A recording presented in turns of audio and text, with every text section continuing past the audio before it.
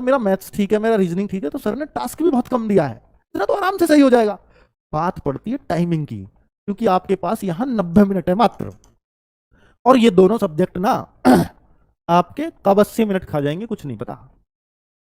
ये 35 क्वेश्चन है, 70 क्वेश्चन है टोटल, 35 ये 70 क्वेश्चन 80 मिनट नहीं खा सकते क्या आपका? ये टाइम खराब। आरपीएफ में आपको इतना तो मालूम है कि 3 सब्जेक्ट आपके पूछे जाएंगे।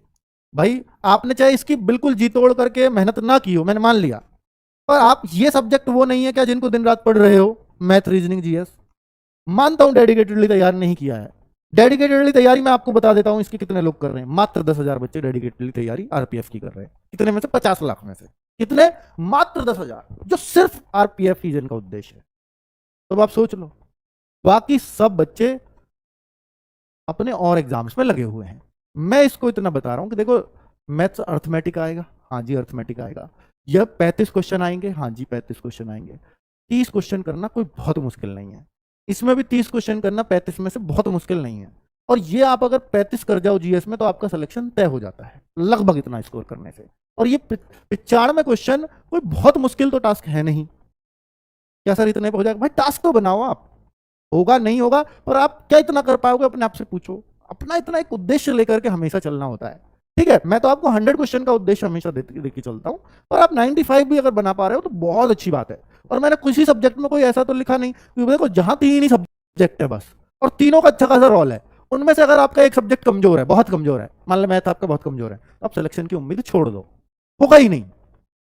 लेकिन आप ये सोचो कि यार इतना टास्क, अगर मेरा मैथ्स ठीक है, मेरा रीजनिंग ठीक है, तो सर ने टास्क भी बहुत कम दिया है, इतना तो आराम से सही हो जाएगा। बात पड़ती है टाइमिंग की, क्योंकि आपके पास यहां 90 मिनट है मात्र, और ये दोनों सब्जेक्ट ना आपके कब 80 मिनट खा जाएंगे कुछ नहीं पता। ये 35 क्वेश्चन है, 70 क्वेश्चन है टोटल, 35 ये 70 क्वेश्चन 80 मिनट नहीं खा सकते क्या आपका? ये टाइम खराब करवाएंगे। तो आपको जो क्वेश्चन नहीं आता या जो क्वेश्चन समय लेता है वो समय रहते छोड़ना है। अगर आप नहीं छोड़ पाए, आपका बैलेंस पूरी तरह से खराब कर देंगे, और एक बार अगर बैलेंस बिगड़ा तो फिर संभल नहीं पाते पूरे एग्जाम में। तो आपको मेरे हिसाब से सबसे पहले रीजनिंग करनी चाहिए। जीएस को मैं इसलिए सलाह नहीं देता कि अगर आप जीएस को पहले करोगे ना, तो पहले मैं गारंटी से कह रहा हूं कि आप इसमें ना 25 मिनट से पहले सुलझोगे ही नहीं। वो इसलिए नहीं क्योंकि हम ये सोच रहे होते हैं कि 50 क्वेश्चन कर ले, 25 मिनट में कर ले, बढ़िया है। और भाई देखो तो सही, आपने 25 मिनट में 50 क्वेश्चन पे लगाए, वो जीएस के हैं, इसलिए आप बढ़िया नहीं हो, टाइम तो अब खराब होगा। तो इसलिए मैं कहता हूं कि भाई एक बार आपने इसमें गति बनानी है, बहुत तेजी से करनी है चीजें, फिर जीएस को आप अपने आप ही बहुत तेज करोगे, क्योंकि बाद में मैथ रह रहा है, ये डर रहेगा।